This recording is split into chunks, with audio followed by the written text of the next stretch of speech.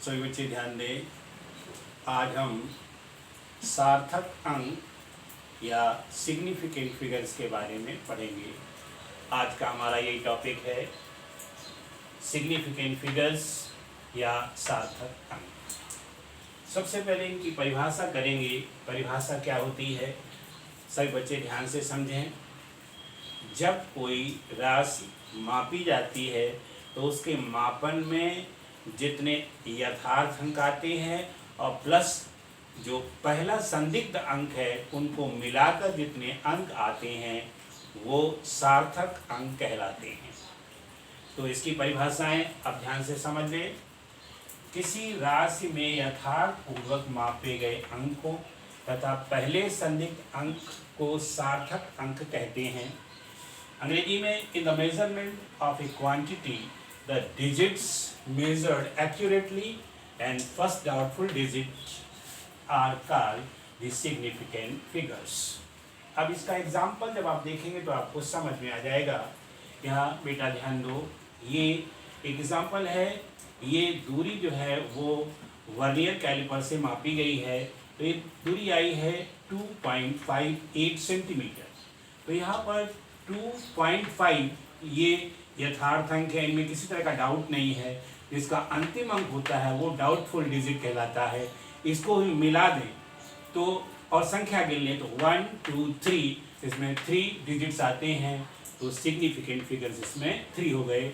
सभी बच्चे समझ गए होंगे। इस तरह किसी राशि में जितने भी डिजिट्स होंगे सबको आप गिन लीजिए, वो उसके सिग्निफिकेंट फिगर्स या सार्थक अंक कहलाते हैं। अब सार्थक अंकों की कुछ प्रॉपर्टीज होती हैं, कुछ गुण होते हैं, वो समझिए। पहली प्रॉपर्टी है कि number of significant figures depends on the least count of the measuring instrument. अब पहले नंबर को देखिए बेटा समझ करके। यहाँ पर पहला नंबर है। इस पहले नंबर में हम पहला इंस्ट्रूमेंट लेते हैं मीटर स्केल। मीटर स्केल से हमने कोई दूरी नापी तो ये आ गई 1.5 सेंटीमीटर। यही दूरी जब हम वर्नियर कैलिपर से नापते हैं तो ये आ गई 1.52 सेंटीमीटर। और यही दूरी जब हम स्क्रू गेज से नापते हैं तो ये आ गई 1.520 सेंटीमीटर। देखिए सभी दूरियां समान हैं और बस मेजरमेंट का अंतर है। ये मीटर स्केल से मापा गया, ये वर्नियर कैलिपर से, और ये स्क्रू गेज से नापा गया है। समझ गए कि नहीं? इसका जो लीस्ट काउंट है मैं यहाँ ऐसी करके लिख देता हूँ, लीस्ट काउंट। इसका लीस्ट काउंट होता है हमारे मीटर पैमाने का 0.1 और इसका लीस्ट काउंट जो है वो होता है 0.01। ये सब सेंटीमीटर में है और इसका लीस्ट काउंट होता है 0.001 सेंटीमीटर। अब देखिए इसका लीस्ट काउंट ज़्यादा छोटा है इसलिए सिग्निफिकेंट फिगर ज़्यादा हो गए। इससे थोड़ा कम छोटा है तो कुछ कम हो गए और इसमें बहुत ही कम है इसलिए सिग्निफिकेंट फिगर्स भी कम हो गए। अब इसमें देखिए, इसमें सिग्निफिकेंट फिगर्स कितने हैं? सिग फिग इज इक्वल टू 1 2। यहाँ पर सिग फिग इज इक्वल टू 1 2 3 और यहाँ पर सिग फिग इज इक्वल टू 1 2 3 4। तो सभी बच्चे समझ गए होंगे कि सिग्निफिकेंट फिगर्स मेजरिंग इंस्ट्रूमेंट के ऊपर भी निर्भर करता है। दूसरा, नो इफेक्ट ऑफ पोजीशन है ना, no effect of position of decimal point. Decimal point की पोजीशन का कोई फर्क नहीं पड़ता है। सेकंड नंबर में देखिए कहीं पर लिखा हो 36.2, ये मीटर में लिखा है। अब यही चीज 362 और एक अंक और जोड़ लेते हैं 36.25 मीटर, और यही चीज सेंटीमीटर में लिख दी जाए तो ये हो जाएगी 3625 सेंटीमीटर। तो देखिए इसमें भी 4 सिग्निफिकेंट फिगर्स है। यहाँ पर हम अब लिख नहीं रहे हैं, सिग फिग इज इक्वल टू कितना हो गए 4। या 1 2 3 4 1 2 3, मतलब जो पोजीशन है डेसिमल की उसके ऊपर कोई निर्भर नहीं करता है। इसके बाद तीसरा नंबर है, ध्यान से समझें, accuracy depends on the significant figures. किसी राशि में जितने ज़्यादा सिग्निफिकेंट फिगर्स होते हैं वो उतनी ही एक्यूरेट होती है। अब इस चीज़ को आप यहाँ से समझ सकते हैं, यहाँ से यह हम दोबारा लिख देते हैं, दो एग्जाम्पल देते हैं। एक दूरी मापी गई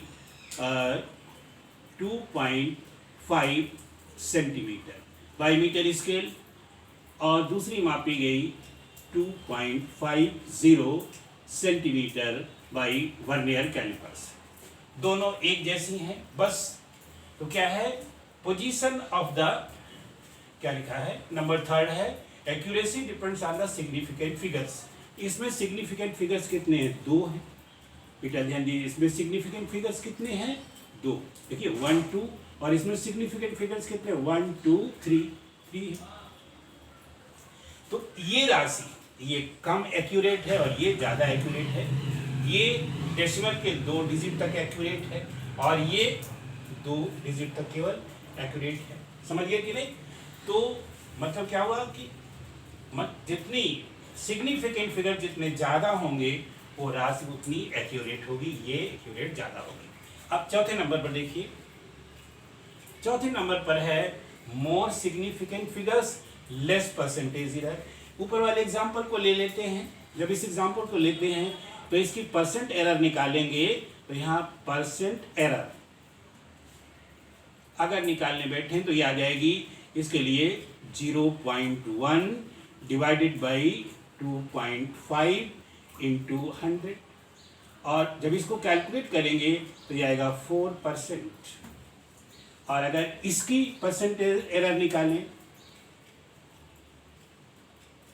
तो ये आ जाएगी आपकी 0.01 डिवाइडेड बाई 2.50 इंटू 100, और जब इसको कैलकुलेट करेंगे तो ये आ जाएगी 0.4%। तो आप देख रहे हैं ये बहुत कम है और ये उससे ज़्यादा है। कहने का मतलब जिसमें सिग्निफिकेंट फिगर ज़्यादा होते हैं उसकी एरर कम होती है और जिसमें कम होते हैं उसमें एरर ज़्यादा होती है। ये चौथे नंबर पर था। पांचवें नंबर पर आप देखिए, no effect of powers raise to 10। संख्याएं 10 के पावर में लिख दी जाती हैं तो ये 10 के पावर का कोई फर्क नहीं पड़ता है। कहीं पर लिखा है, मान लीजिए 425.8, ये राशि लिखी हुई है सेंटीमीटर में, और इसमें कोई पावर लगा देते, मान लीजिए लिखा है 10⁴ सेंटीमीटर। अब इसी को हम क्या लिख सकते हैं, ये सेंटीमीटर में है, अगर इसी चीज़ को मीटर में लिखें तो ये लिख जाएगी 4.258 इंटू 10⁶। ये सेंटीमीटर में था, यहाँ ये आ जाएगा तो इसके 2 पावर इसमें आ जाएंगे तो ये 2 रह जाएगा, 2 मीटर। सभी बच्चे समझ गए होंगे। ये सेंटीमीटर्स में लिखा हुआ है, अगर इसको हमने 100 से भाग दे दिया तो ये 100 से भाग देने पर मीटर में बदल जाएगा, यानी 4.258। फिगर्स वही हैं, 10⁻2 यहाँ लिखा, 10⁻4 क्या लिखा हुआ, यही लिखा है, no effect of powers raise to 10। 10 के पावर में अगर उस राशि को लिख दिया जाए तो उसके ऊपर कोई फर्क नहीं पड़ता। यहाँ जो सिग्निफिकेंट फिगर्स हैं वो कितने हैं, यहाँ पर है 1 2 3 4, और बेटा यहाँ भी सिग्निफिकेंट फिगर्स जो हैं वो है 1 2 3 4। तो इस तरह से ये 5 नंबर यहाँ पर मैंने क्लियर कर दिए। इस तरह से इनको समझा। अब आता है सार्थक अंकों की पहचान। सभी बच्चे ध्यान दें, सार्थक अंक निकालने बिल्कुल सरल होते हैं। किसी संख्या में अंक गिन लीजिए, जितने अंक आते हैं उतने सार्थक अंक होते हैं। समस्या तब आती है कि उसमें 0 लिखे होते हैं।